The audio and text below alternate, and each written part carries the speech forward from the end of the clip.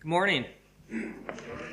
It's good to be back with you, and in particular, we certainly appreciate places that we can come and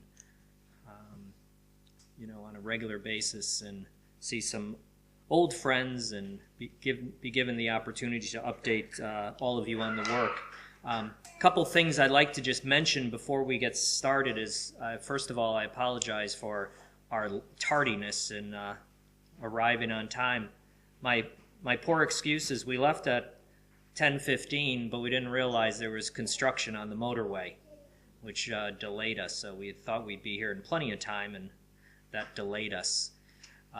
Second thing, I would certainly like to thank you as a church for your interest, your prayers, and your support to the work that God is doing in Dublin.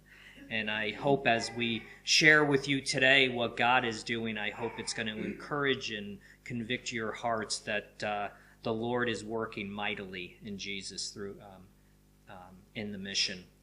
And the third thing is, I'll just mention, I put some newsletters. This is our autumn newsletter on the table there, and you're certainly welcome to take one. And if any of you don't receive our quarterly newsletter, today you could give your address, either post or email, to Anto or myself, and we'd be happy to add you to the list so that throughout the year on a quarterly basis you can just stay informed in what is happening in and through the mission in Dublin. Today, when we have the opportunity to visit on somewhat of a regular basis, I often think of, what should we bring? What can we bring that will be an encouragement and a blessing this time? If you remember last year, we had a group here that we primarily spoke about the work of the lighthouse, and you heard both about the work through Sean and through few other people that were here with us about the work that God is doing with the homeless community through the lighthouse. Today, I'm going to give you a brief update on the work, and then Anto is going to share his testimony and also about the youth work that we're doing in Dublin. So we'll give you a little different flavor of some of the different aspects of the work of the mission. So, but first I'd like to just give you an overall update of what God is doing. At the mission, we have 5 primary ministries. In each one of these ministries, we consider to be connectors, and that the purpose of those ministries is not the activity itself, but that it's a means to connect with people in the city. One of those that you heard about last time and is still going on is the work of the Lighthouse, which is our homeless outreach. It's a drop-in center for the homeless throughout the week, and we just finished last night. We do a Saturday night dinner. There we provide over 400 meals a week. We provide about 200 personal items, which could be clothing, toiletries, sleeping bags, those type of things we do every week. Those are our connectors. That's what brings people into the doors of the lighthouse. From there, we also help people in a lot of practical ways. We do things like they can come depending on their life, their current life situation, they can come and volunteer with us and get job training through us. We're connected with 5 different Christian rehabs that if someone's in addiction and wants to be relieved from that, we can connect them and get them involved with a treatment center, a residential treatment center. We also have the situation where we can help them with housing, because in a lot of cases, homelessness can be a very lonely situation, and lots of times things like working through processes.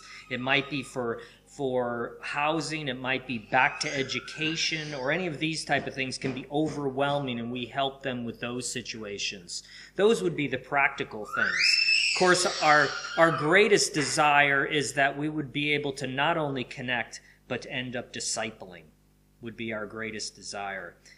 And often that we are able to do we have a prayer room downstairs where people can come down, get into a small setting, and for prayer and just be to talk to be able to us listen to them, but then also us share our faith and hope that we have in Jesus. We also do small group meetings that give environments that people can hear about God and, again, our faith. So we do a lot of things that, in general, help people to not only come and be part of our community in practical ways, but then, of course, in spiritual ways. As Christians, our greatest desire to connect and to disciple. One of the things that's kind of interesting is the homeless situation, which I'm sure you're aware of, continues to grow. They say that recently homelessness in Dublin reached over 10,000 for the first time. 10,000. Certainly, we only see a small portion of that, but the ones that come to us, we believe God is sending to us. One of the challenges that we have is that our numbers are continuing to grow. Lighthouse isn't that big of a building. Where we used to see, for instance, during the week, we'd normally see between 80 and 100 on our meal days. Now often it's over 100. On Saturday night, our Saturday night dinner, we would have seen between 100 and 120. Now we're seeing in excess of 150. So the good news is that they're coming with us, but if our desire is to personally connect, you can imagine that as the numbers grow, that grows more challenging. It's a good problem to have, but yet it is a problem because we want our relationships to be very personal. It's our feeling and our understanding when we look at the gospel that we need to be very personal in people's lives, because if I want to try to get a relationship going and connect with Brian, the best way for me to be able to help him is if I know him. Doesn't that make sense?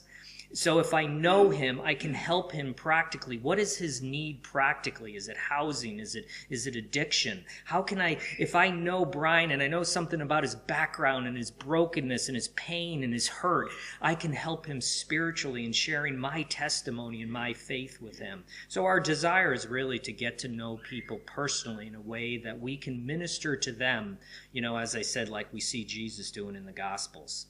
So that's our homeless work. Our second connector is with youth work and family work, and I'm going to leave that to Anto when he comes up. Our third is that we started a cafe called Taste and See Cafe over at Chancery Place.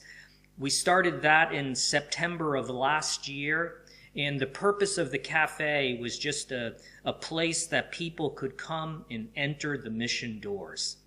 And, we wanted to do that. I often, how sometimes you watch those old movies and there's always that mysterious religious place with the gates closed, that what goes on behind those doors. Well, I really wanted just the mission doors. We wanted the mission doors to be open in a place that people could enter. And that's exactly what God has done. It's been amazing to see over this past years how many people have just come into the door to get a cup of coffee, to get a pastry, whatever it is. It's hundreds have come into the mission door, and we have the cafe decorated. So if you look around the walls, you'll see the lighthouse and youth work and pictures of activity and kids and the food center and all that type of stuff. And people come in and they ask, who are you guys? What do you guys do? What is the mission? I've always wondered about you guys and, what goes on over there. So it's been a great way to connect with people. That's our cafe. The fourth thing we do is transitional housing. And in the transitional housing program, the concept behind that is we have currently 5 different lads that live with us. And the concept is if they come and live life with us, it's going to have a substantial transition in their life. And we've had different people come in for different reasons, to get them out of hostels because of homelessness, because they're here for education and don't have living opportunities, whatever the reasons are to come in and to be part. One of their requirements is that they're required to volunteer with us at least 8 hours a week. So it gets them into our community of faith. And then the last thing is we do a food pantry. The food pantry, we distribute probably about 20 hampers a week, so about 60 to 80 a month. And we actually deliver the hampers, again, because we want them to be connectors, right? So we deliver the hampers to the people. And as Anto and Leanne, who do that the most, most often have said is, sometimes what ends up happening, by the time you're on your second or third hamper, they're asking you in for a cup of tea. So that's exactly what we want to do is, find these means of Christian giving, Christian love that opens up connectors. So that's really what we do as a mission. Homeless, youth and family, cafe, housing, food pantry. So that's kind of what we do as a mission, and we have a great team, load of volunteers and people that help us out. And so it's great to update you. Anto, as I said, is going to share a little bit of his testimony. Anto actually grew up and went to DCM as a child, and he'll share more about that. And now the Lord works in amazing ways to bring him back all this time later, and now he's one of our youth workers. I'd like to just share one story with you before I close. This past week, I received a letter from David. And David is a young man that we sent to a Christian rehab in England. And David completed that program and came back and was volunteering with us. He went back to the UK to go to his graduation from the residential treatment center. On the way back in the airport, they caught him for skipping probation over 10 years ago. So David now has found himself, went to celebrate his graduation of recovery, and now he's in prison. Very unfortunate. He's going to be in prison till May. The amazing thing is, we have story after story like these of the way God works. David's in prison. I received a letter from him this past week. 3 of his cellmates have come to know Jesus. And I thought, wow, isn't that amazing, that we get put in these situations we don't understand and 3 people have been added to the kingdom of God. Thank you. Anto? Good morning, everybody. It's great to be here, my first time. Nice, is it? Wasn't it nice? Yeah, wasn't it nice? It's great to be here. My name is Anto. It's good to know there's another Anto in the world. You have one here. In Ireland, in Dublin, it used to be a popular name, but not so much anymore. But as John mentioned, I grew up kind of in Dublin city centre, close to the mission, in and around an area that was pretty bad with drugs and crime and well, it was a tough area to grow up in.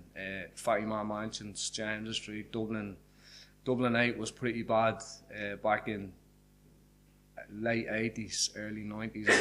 And growing up there, it was tough. Everyone around me and my family were on drugs, involved in criminality, and definitely on a path of destruction.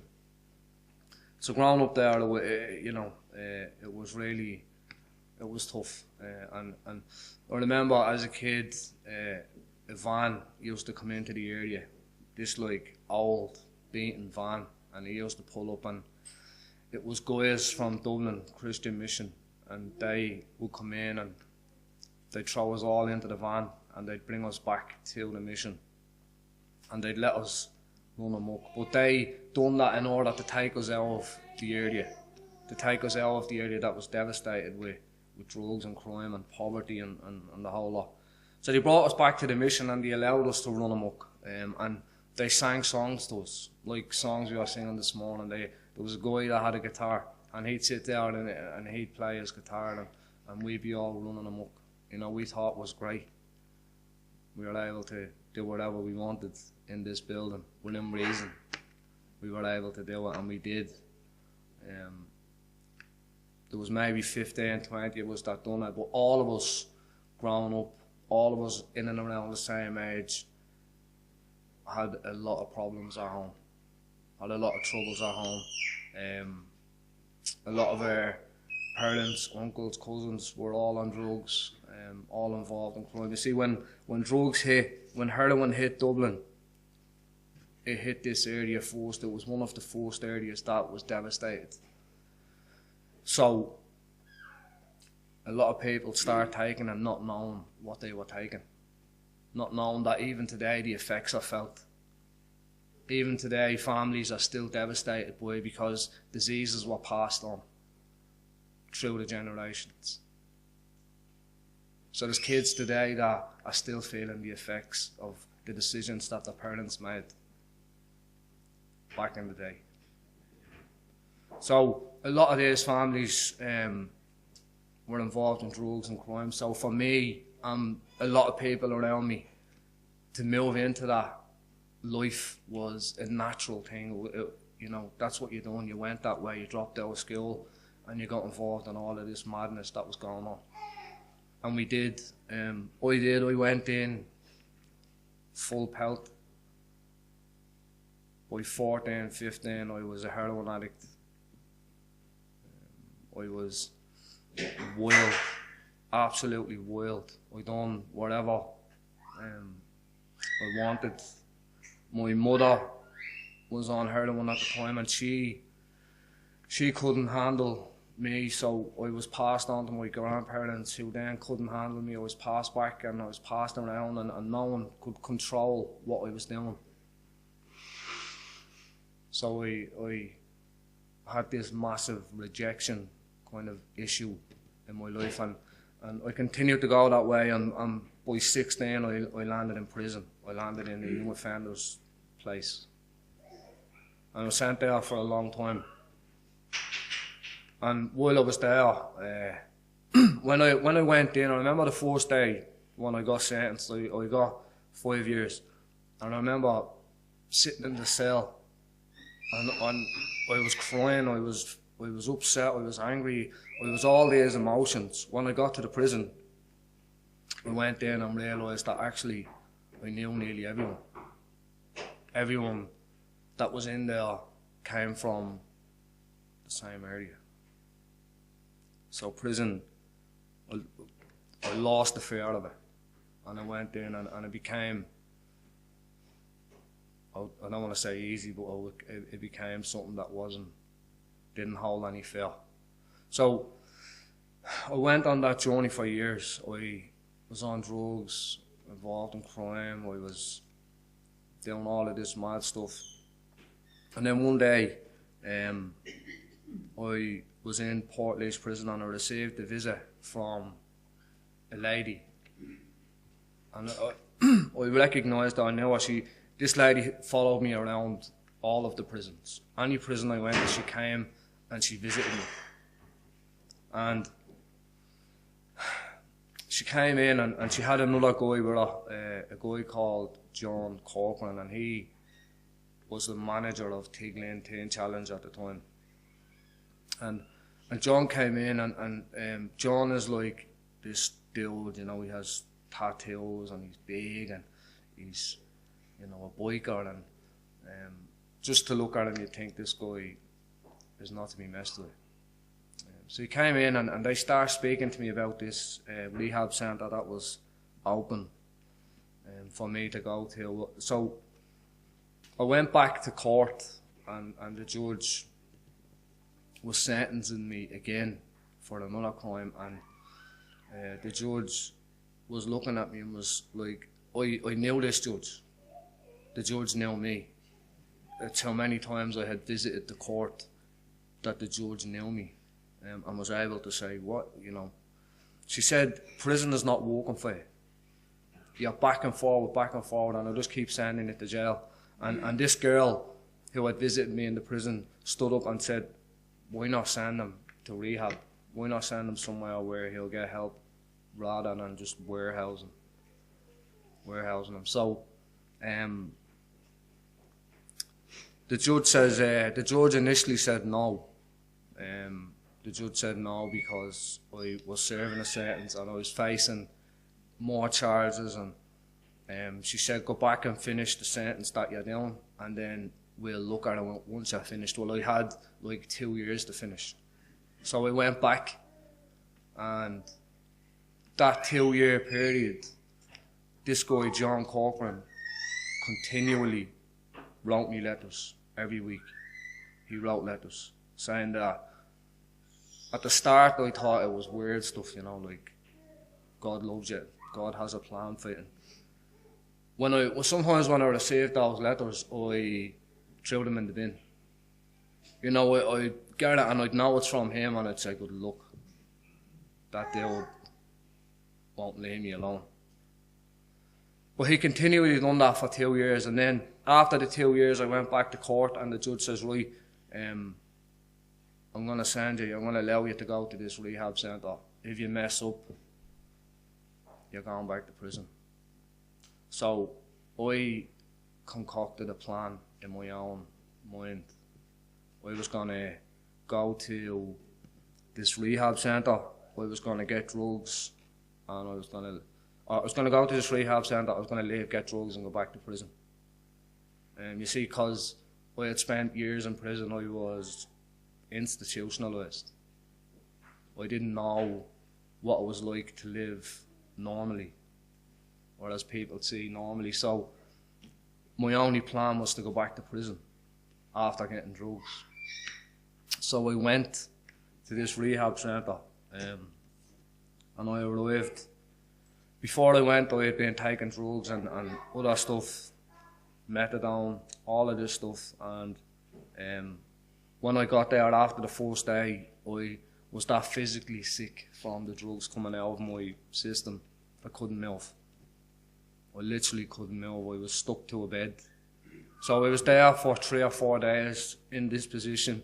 When I finally had the strength to get up, I told them that I'm leaving. I'm out here.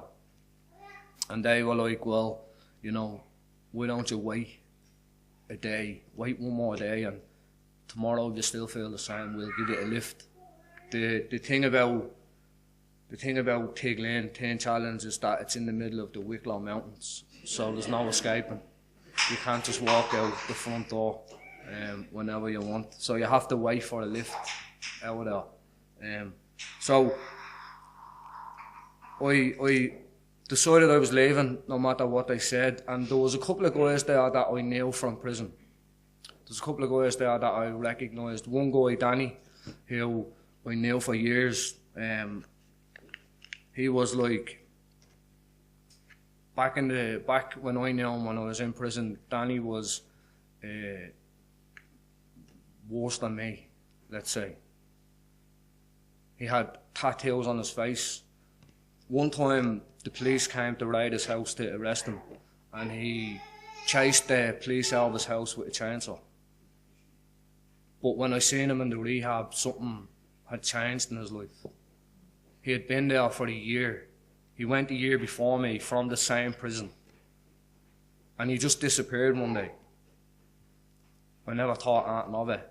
It was only when I seen him I realised, oh yeah, where did you go? He went there. He went to this rehab. So Danny came to me, and you know, I asked Danny, you know, I was like, what's wrong with you? What's after happening to you? What's going on?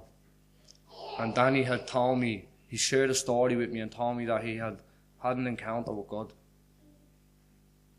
He had asked Jesus into his life, and that's what happened. That's how his life changed. So I said, listen, good luck, I'm out here. So I was packing my bags, and another guy came into the room. So Danny and this other guy came in. They came in and they asked me, could they pray with me before I left? And I said, yeah, go ahead, you can pray. And they began to pray, and you know, all of this stuff that the guy that had been writing the letters had been saying to me, you know, God loves you and He has a plan for your life, and all of this stuff that's going on within you, He wants to heal you, and all of this stuff. And eventually I broke down and I started to cry. I started to weep uncontrollably in the room. And that wasn't easy either, because men don't cry, right? So I began to cry, and I cried and cried, and we asked God in the room that day, you know, if He was real, to help me. Not long before I went to Teen Challenge, I had been stabbed in the prison, and I almost died.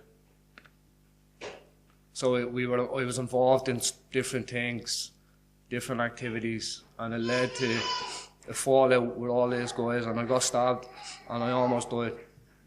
So that's what I was going back to. That's what I was facing in the prison.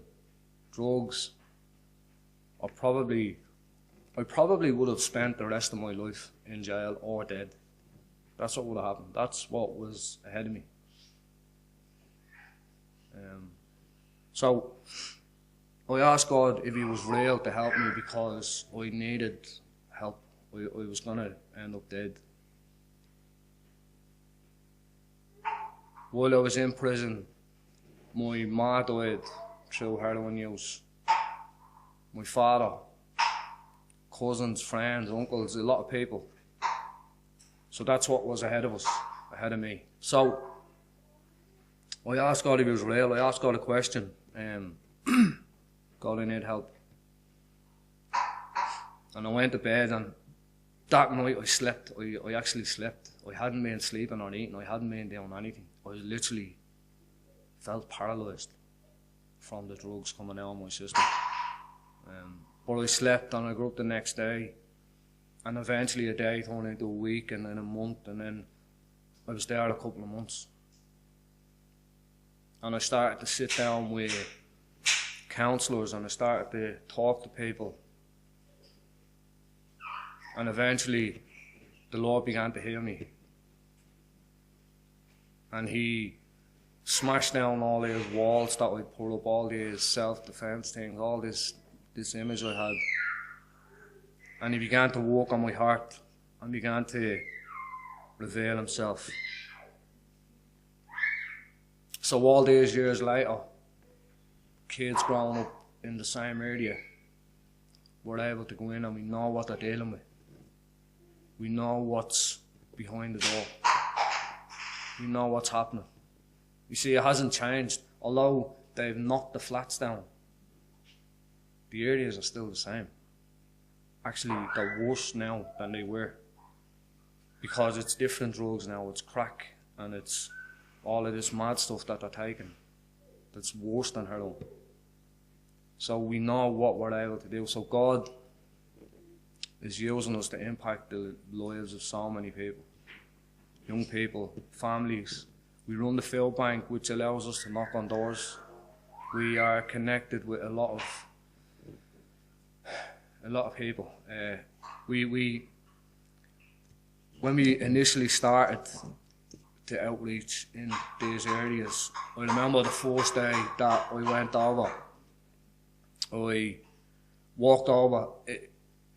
In these areas, you'll notice that the places are destroyed, but in the centre of the mall there is a football pitch. That doesn't get touched. They'll not touch it because it's the one thing that they actually use. The kids love it, so they won't touch it.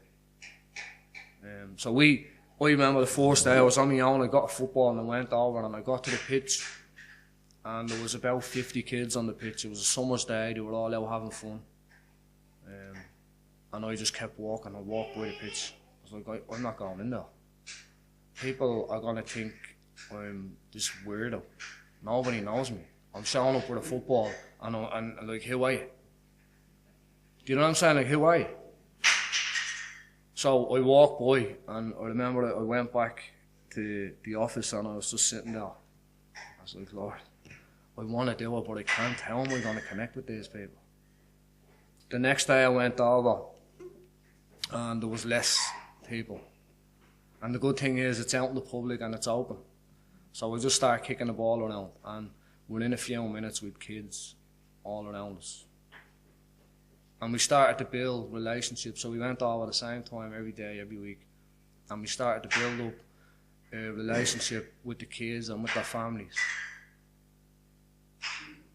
And that has grown. We are in, a number of different areas now where it's grown, but we've used the same kind of technique. God has used us to go in and knock on doors. We run Christmas parties. We do, even for the older folks in the community, they don't come out after dark. So we do bingo nights for them. And we get everyone in and we play bingo. And it works. It works. It gets the older folks in the door, and they are hilarious. I would be calling the numbers, and I'll not even tell you some of the things they shout, you know. But there is a passage of scripture which I want to share with you guys this morning, and it's from Luke 5. Luke 5:7, and it says this: on one of those days, as he was teaching, Pharisees and teachers of the law were sitting there, who had come from every village of Galilee and Judea and from Jerusalem. And the power of the Lord was with him to heal. And behold, some men were bringing on a bed a man who was paralyzed. And they were seeking to bring him in and lay him before Jesus. But finding no way to bring him in, because of the crowd, they went up on the roof and let him down with his bed through the tiles into the midst before Jesus. And when he saw their faith, he said, "Man, your sins are forgiven you." And the scribes and the Pharisees began to question, saying, "Who is this who speaks blasphemies? Who can forgive sins but God alone?" This lady that I spoke to you about, that came to me, no matter where I was, from the age of 16 right up to 28, no matter where I was in Ireland, in prison, I was in every prison. She came.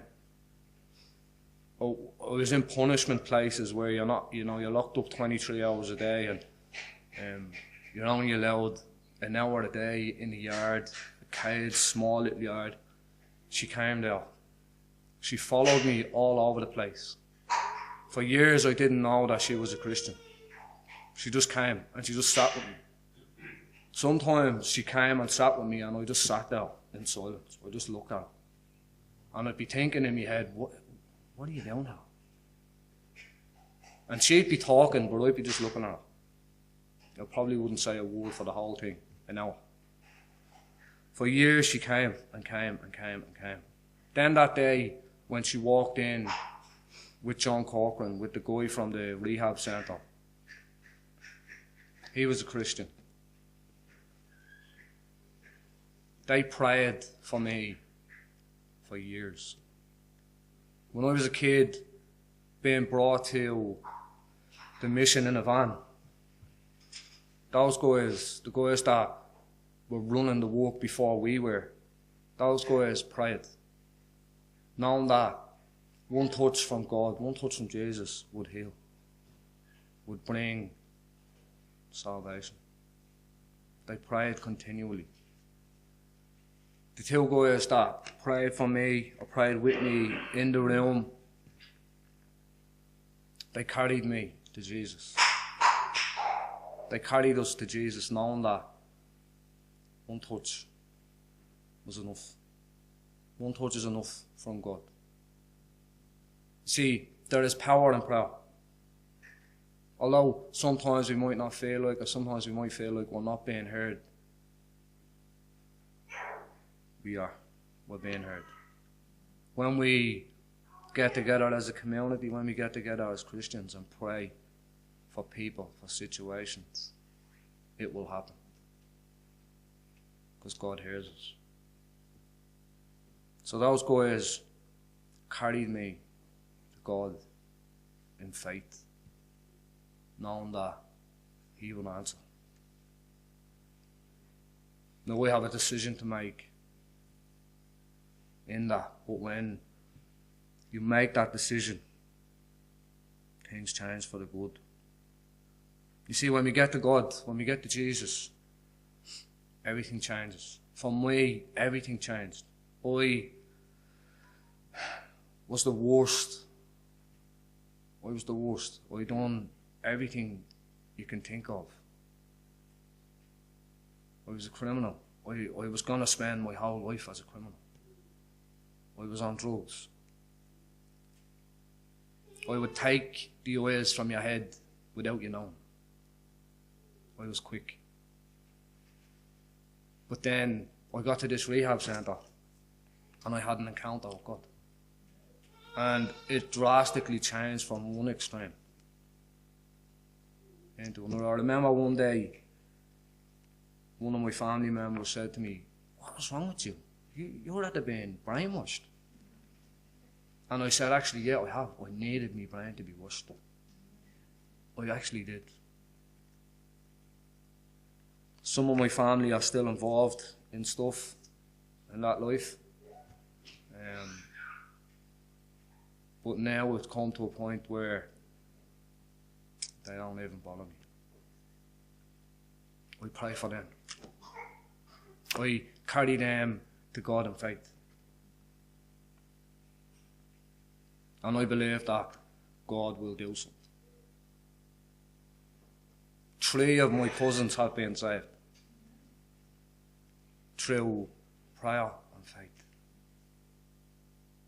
And we do it all of the time. So, the message is simple. When we carry people to God in faith, knowing that one touch will heal them, will heal us, things happen, miracles happen. I am a miracle. I know Sean, who was here last year, another miracle, and there's guys that are with us all of the time that are miracles. When we believe and trust in God, things happen. He hears us. Amen.